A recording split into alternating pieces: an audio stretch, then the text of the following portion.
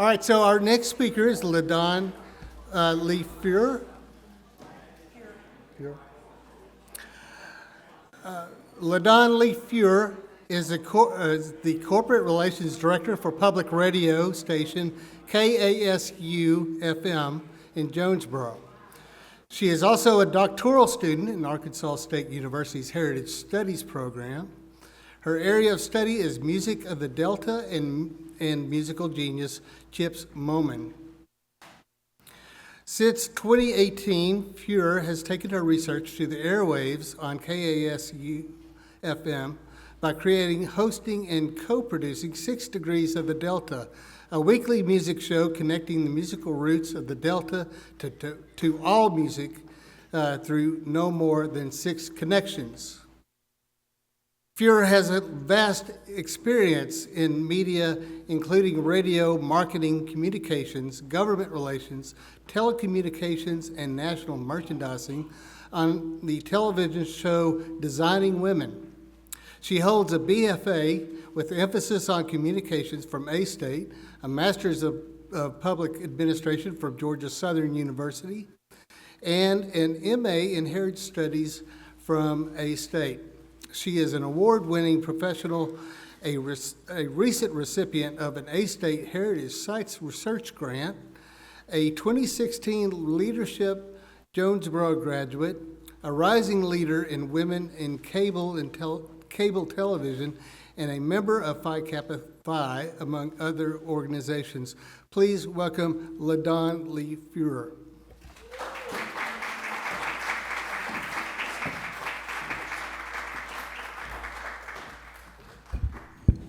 See if I can get this close. Thank you so much. It is a pleasure to be here today. I have enjoyed this so much. I've enjoyed all the music, and of course, music heritage and the music heritage of Arkansas and the Delta are very important to me. Today, I'm going to talk about Sister Rosetta Tharpe, Arkansasier, Sister Rosetta Tharpe, the godmother of rock and roll. She was quite a trailblazer, and we're going to learn all about her through 6 Degrees of Sister Rosetta Tharpe. Oh, sister, where art thou? Now, 6 Degrees of Sister Rosetta Tharpe, this goes along with what I used for the format for my radio show, 6 Degrees of the Delta, connecting the musical roots of the Delta to all modern music. It was born out of my PhD research, and it is a radio show that's airing, let me put a plug in, airing on Sundays at 5 o'clock on KASU 91.9 FM, also streaming globally. And this week, tomorrow night, you're going to hear a soundtrack to this presentation. So tune in and keep the music of Sister flowing. So 6 Degrees of the Delta is how I view things and how I look at music and how I look at how different folks connect together, how different music came to be. And with Sister, she had so many collaborations. And what I'm going to talk about today is her background, her career trajectory, as she's an influencer and a trailblazer, who she influenced, taking her into modernity, and then coming up to the conclusion. Now, before Elvis twitched a hip, Chuck Berry struck a riff, Little Richard tickled the keys, or long before Dylan plugged in, there was Sister Rosetta Tharpe. And these men and many others were influenced by her, as we'll talk about later. And today I will talk about the cotton plant native and her incredible life and contributions to music and what we know as rock and roll. She crossed genres between the sacred and profane and did it with sounds that we had never heard before. Sister Rosetta Tharpe was born on March 20th, 1915, as Rosie Etta Atkins, also Rosetta Nubbin, in Cotton Plant, Arkansas.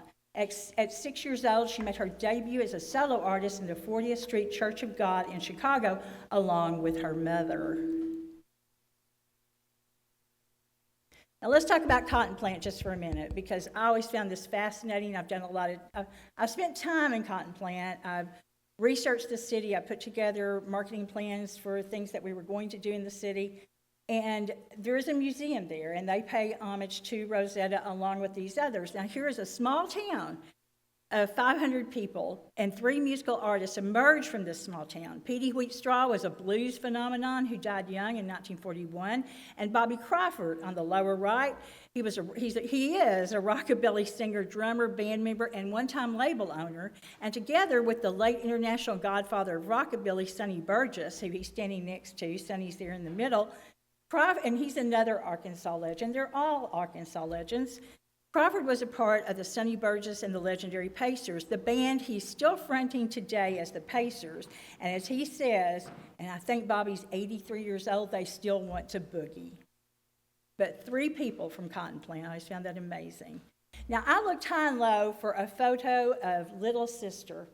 There is none. There's one that kind of fakes its way in as Little Sister, but I checked it out, and it wasn't her.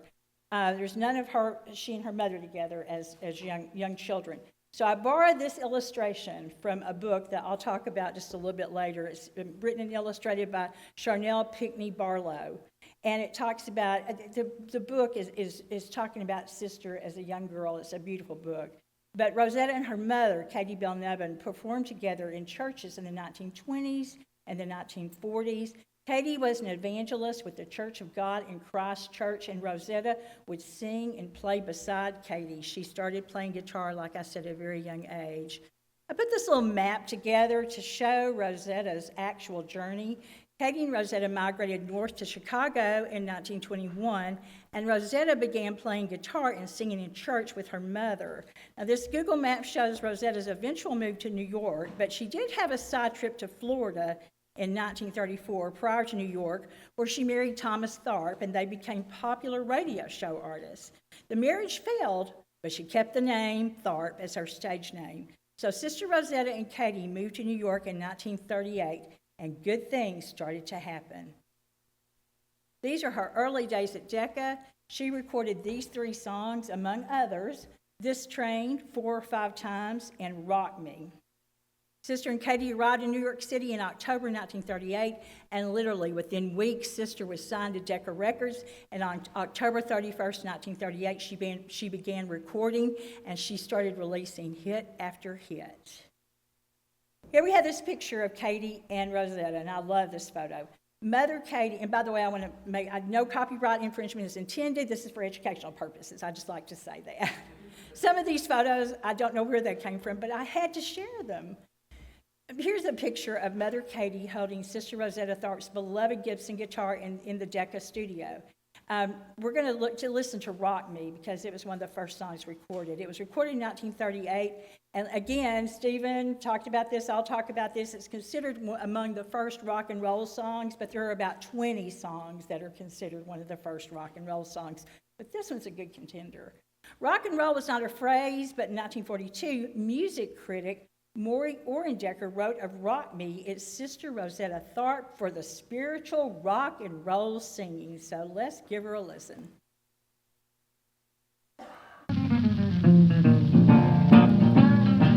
Now, won't you hear me swinging?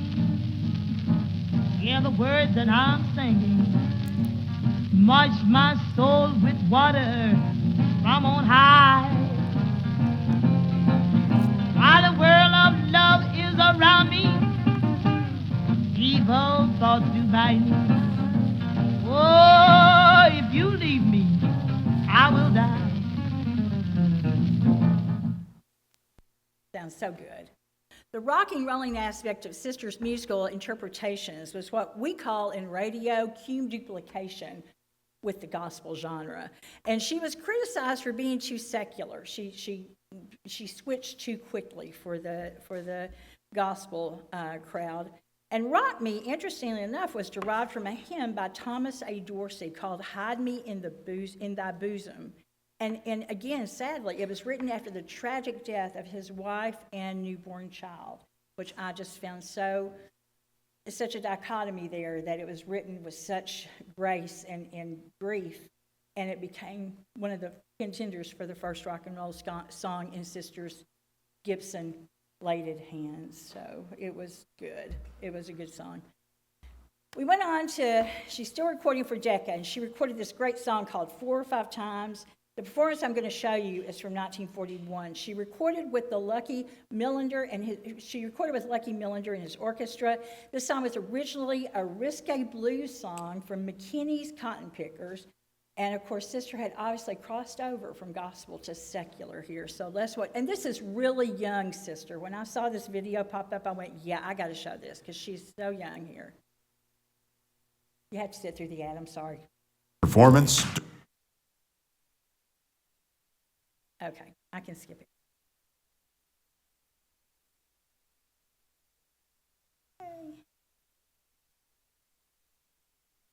Okay, Harbor Freight. Oh, come on. Why are the ads popping up? They didn't do this before.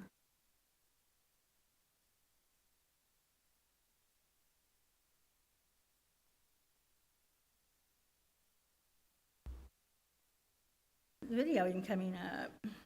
The ads just keep popping up. But wait, it's worth it. Yeah, just the ad. That one ad would show up yesterday, but it skipped, and it's not skipping.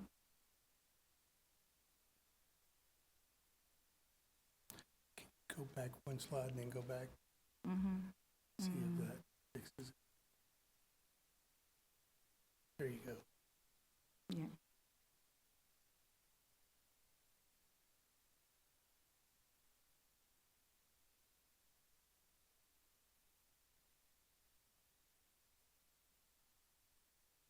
It was working yesterday. No. I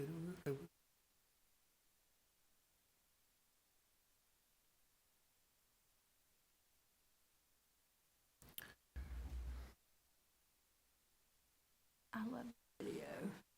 This event is not sponsored by even Divinity. Yeah, no.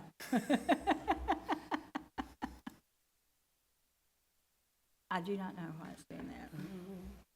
Hopefully this will be over in just a second. It's not skipping, it's freezing No. it. Weird.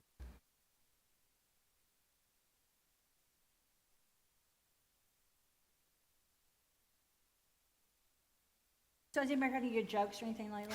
Or I'm sorry, but this video, you got to see it. If I have to go into YouTube and pull it up, I will.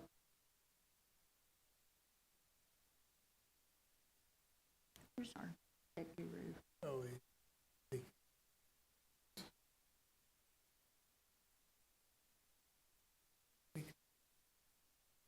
3, 2, 1.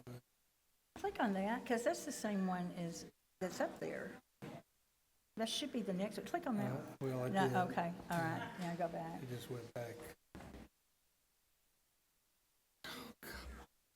Okay, well, we're not going to see that one right now. Hopefully we can come back and see it. So we're going to skip on to the next one.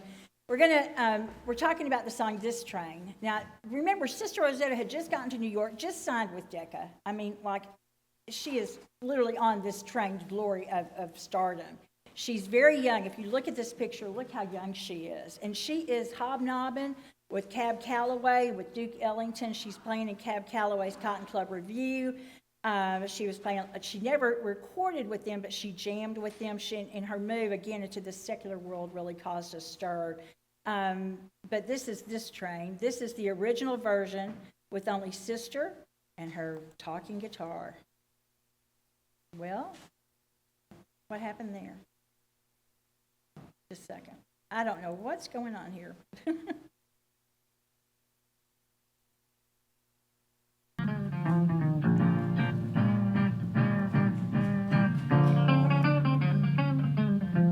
This train, the train, this train. This train is a clean train. This train. This train is a clean train. Everybody ride it in Jesus' name. This train is a clean train. This train. This train have left the station. This train. Now, Sister recorded this song many, many times. This is the original, like I said, which is her and her guitar. She's only 24 years old at this time, 23 years old. She's not yet 24. Her birthday's in March. And she's got that voice. And like I said, here she is with Cab Calloway, Duke Ellington, Cab Calloway's our singers, Ivy Anderson and Rex Stewart, and no one could identify the gentleman in the middle. But you know, she just got to New York, and she's doing these great things. Shout Sister Shout is kind of a signature song of Sister. She had many, and it was released on September 5th, 1941 as a single and performed with Lucky Millinder again. It also featured in his band Soundy Films that same year, and let's see if this video will work. Why aren't my videos working? My videos aren't working. These worked yesterday. It's not even coming on.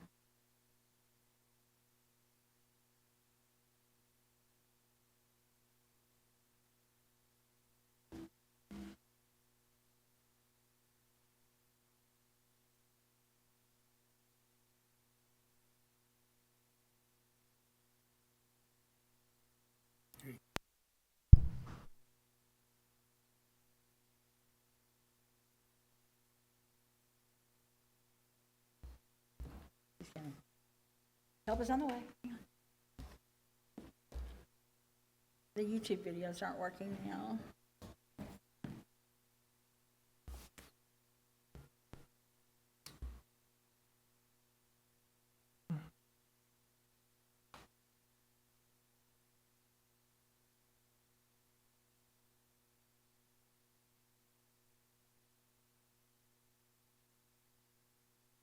Okay, working now. Let me check it back.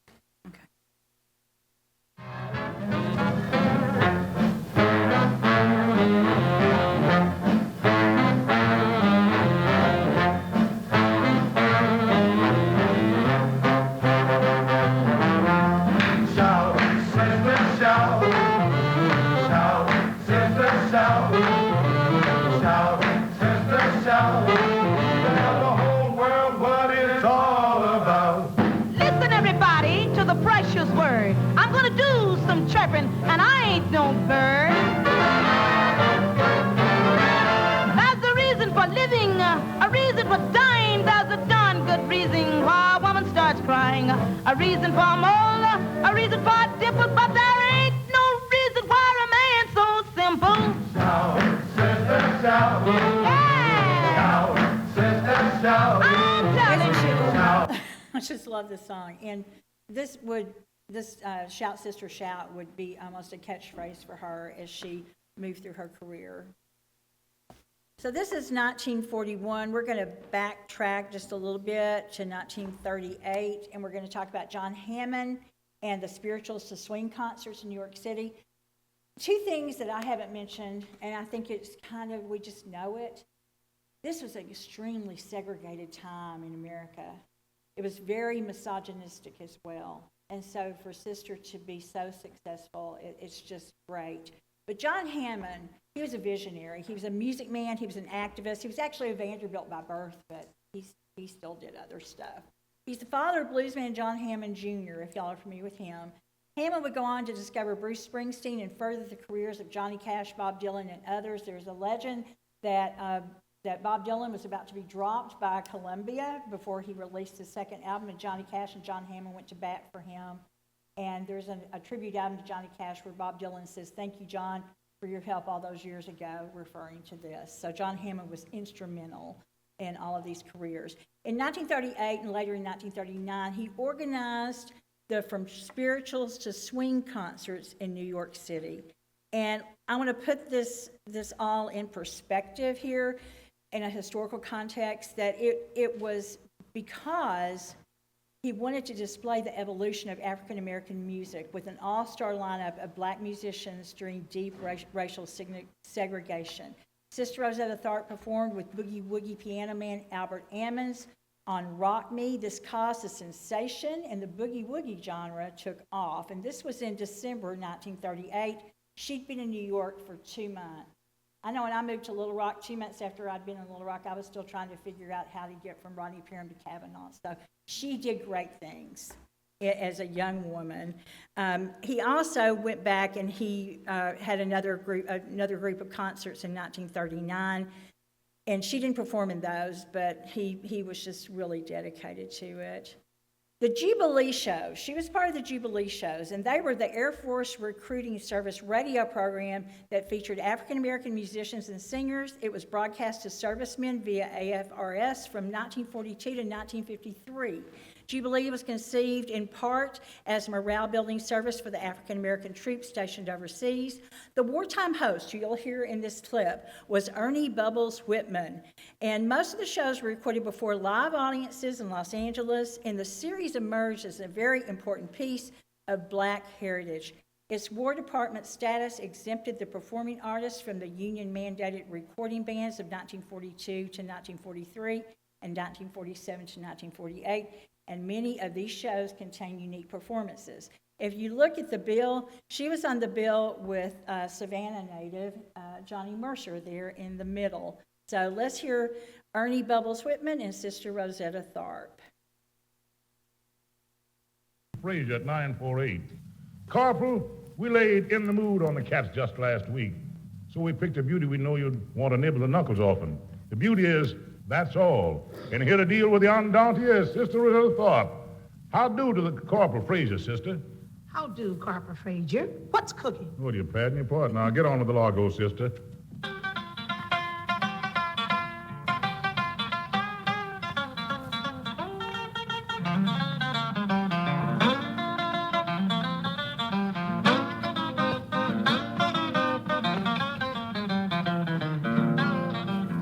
Tell you the natural facts that a man don't understand that Bible right, and that's all.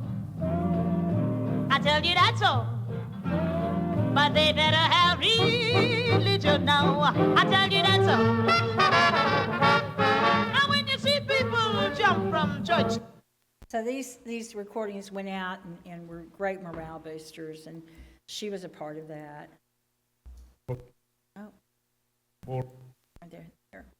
Now, here's a little tidbit that I discovered while I was working on this, and I love it when I find little tidbits. Sister Rosetta Tharpe recorded a duet in 1955 with Red Foley. It's called Have a Little Talk with Jesus, and it's thought to be the first interracial musical duet. And here's another little tidbit. Red Foley is the father-in-law of Pat Boone, in case you didn't know. So we're going to hear a little bit of Have a Little Talk with Jesus, if I can get this to Well, no. This isn't flowing very well. Hang on.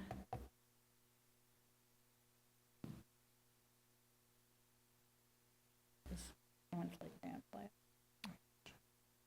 Okay. Thank you. Now won't you have a little talk with Jesus and just tell him all about your trouble? He will hear your faithful cry. He will answer by and by. When you feel a little prayer will turning, then you'll know a little fire is burning. You will find a little talk with Jesus makes it right. I was a wandering child, I wandered from the fold, till I heard my Savior call me in a song. I fell on my knees in prayer, and Jesus met me there, and just a little talk with Jesus made me whole. Now won't you have a little... Isn't that cool?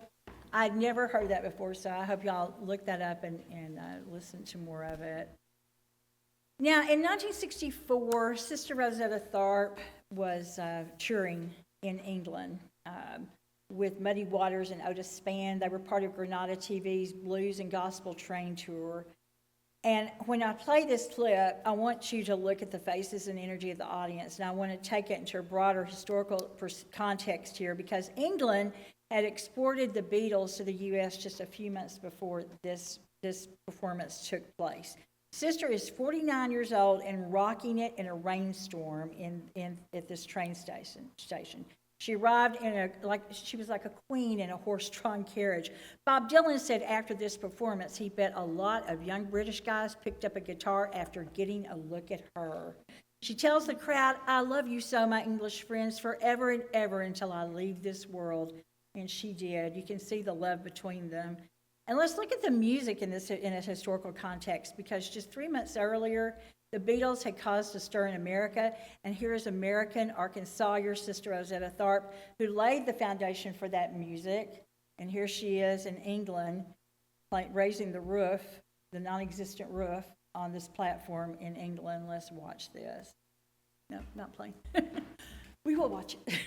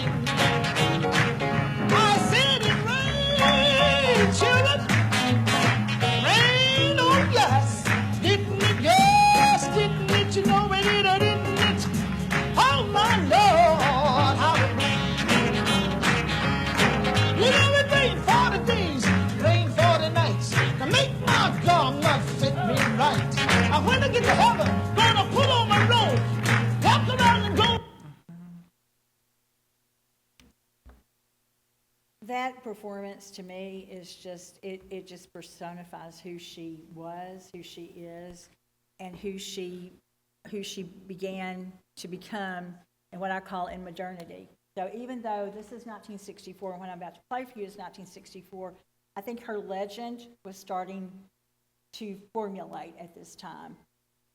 I call us Brits in the Delta because Long John Baldry was a UK blues artist and a good friend of Elton John. In fact, he's Sugar Bear in Elton John's song, Someone Saved My Life Tonight.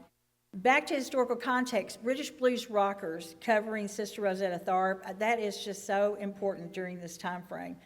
Long John Baldry was a super fan of Sister Rosetta's, and he requested Sister Rosetta Tharpe's Up Above My Head be played before he died. He wanted it to be the last song he listened to, and it was, and he died in 2005. But before that, in 1964, he had a band called the Hoochie Coochie Men, and he had this young singer who'd never recorded before. This was his first recording that he tapped to cover this Sister Rosetta Tharpe song, and his name is Rod Stewart. Up above my head, up above my head, I hear music in the air, I hear music in the air. Up above my head, up above my head, I hear music in the air. Up above my head, yeah, yeah, yeah, I hear music in the air. I really do believe it, I really do believe there's a heaven somewhere. Up above my head, up above my head, I see trouble in the air, I see trouble in the air. Up above my head, up above my head, yeah, trouble in the air. Up above my head. Trouble in the air. I really do believe it, and I really do believe there's heaven somewhere. Up above my head. When that was first released, everybody thought Rod Stewart was a girl. But we know he's not. Up above my head. Okay. Sister Rosetta Tharpe was inducted into the Rock and Roll Hall of Fame in 2018 as an early influencer. Her category denotes artists whose work predated rock and roll. And Sister Rosetta, with her driving guitar licks, her strong vocals, and her distortion guitar, which she pretty much created, was an influence on so many. So who did she influence? Well, those under the influence, and these are just a few, literally to name a few. Elvis Presley, he would rush home from school to hear her whenever she was on the radio. Arkansas Johnny Cash called Sister his favorite singer. Richard Penniman, Little Richard, was 14, and Sister Rosetta Tharpe had him open for her when she played Macon, Georgia, and he said that gave him the confidence to continue with his performance. Bob Dylan called her divine, not to mention sublime and splendid. She was a profound influence on all of them. She did so much and helped them to find their way, especially Little Richard. Chuck Berry, he was really under the influence. He's considered one of the architects of rock and roll. At his Rock and Roll Hall of Fame induction, he said, "My whole career has been one big Sister Rosetta Tharpe interpretation." Another surprise who she influenced was drummer Ginger Baker of the power trio Cream. You may remember him. He toured with Sister Rosetta Tharpe in 1959 during her Scandinavian tour, and he's in the Rock and Roll Hall of Fame, but he also was influenced by Sister. In 1998, she was given a commemorative postage stamp as part of the Legends of American Music series, so her legend was starting to really take root there. The stamp's no longer available, but can be found through dealers or through auctions.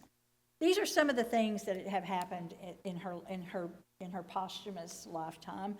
She was inducted in 2018, as I said, in the Rock and Roll Hall of Fame as an early influencer, Grammy Lifetime Achievement Award in 2020, Grammy Hall of Fame for Strange Things Happening Every Day in 2014, the Blues Hall of Fame, inducted in 2007.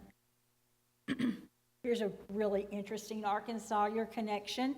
Sleepy LaBeef made a difference. He said he learned how to play guitar by listening to Sister Rosetta Tharpe, and he didn't think her her catalog had not been released as broadly in the early 2000s as we find it now.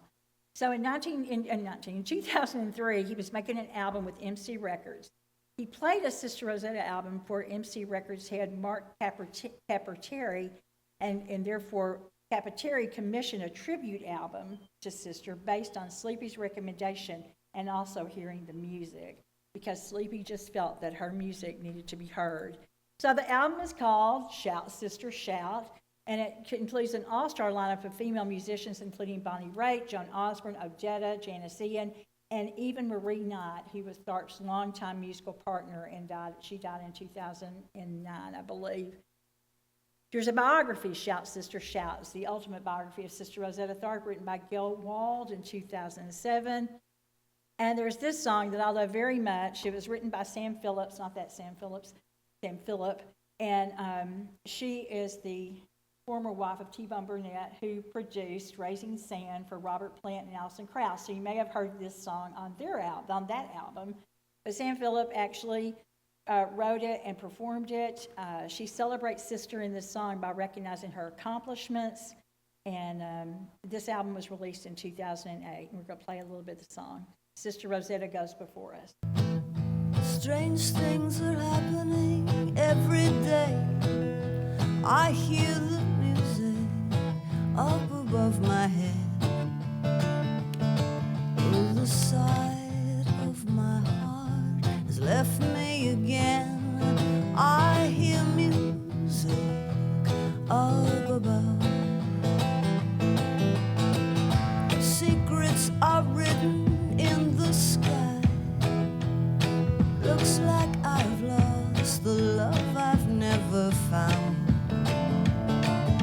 Though the sound of hope has left me again, I hear music up above. This is a great song. So check it out. And the rest of it, and also the cover. I call these women the sisters of Sister, and again in modernity. There are a lot of people out there who are influenced by her, but I picked these for these reasons. Amy Helm, who is a Arkansasier by one generation removed, daughter of Levon Helm. Her album Didn't It Rain came out in 2015, and that song is so good.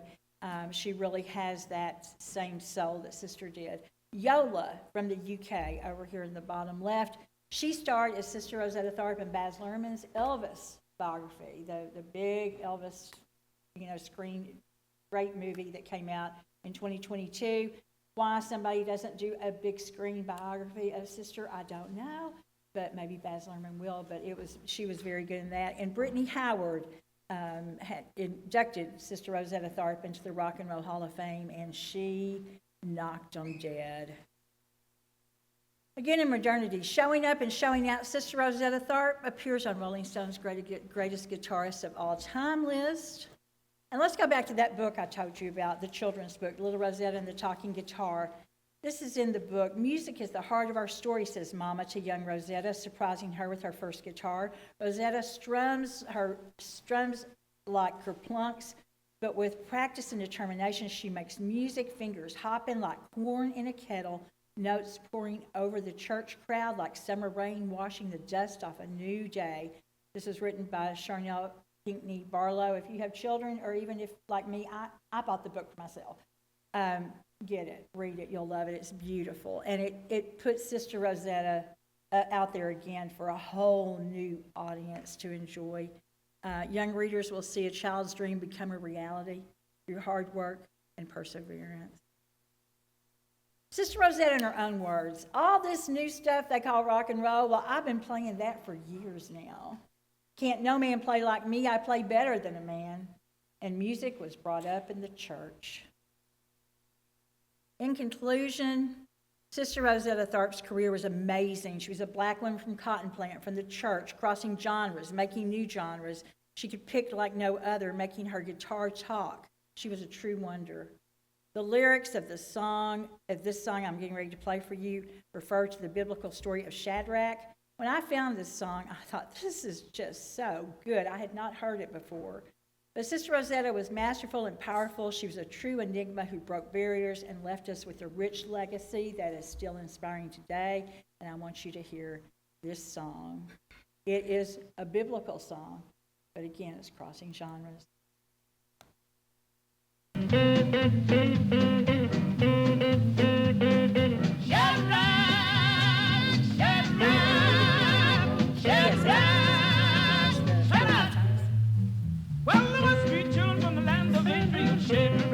Meshach, Abednego, they took a little trip to the land of Babylon. Shadrach, Meshach, Abednego, Nebuchadnezzar was the king of Babylon. Shadrach, Meshach, Abednego, took a little bowl and he made him an idol. Shadrach, Meshach, Abednego. I love that song. Before we wrap up, we're going to go back and play the video 4 or 5 times because I want you all to see young Sister, and I want you to see the energy she has. 4 or 5 times. It's my delight doing things right 4 or 5 times. Now maybe I'll try, and maybe I'll try. But if I'll die, I'm going to try to do it 4 or 5 times. I said 4 or 5 times. 4 or 5 times. Now he's my king. He makes me sing 4 or 5 times. Yes, indeed. I confess. He's the best. He's the best. Stands the test, kills that mess 4 or 5 times.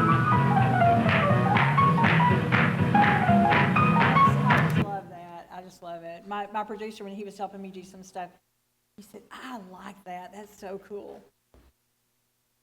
Back to the last one. Yeah. So, that's it. And I want to thank you all. You've been good people to ride the river with today, and I hope you enjoyed it. Oh, this is not a shameless plug.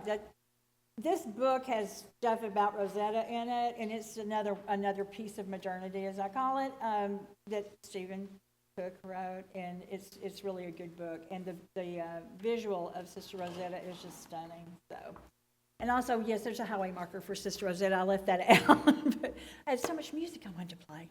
Thank y'all.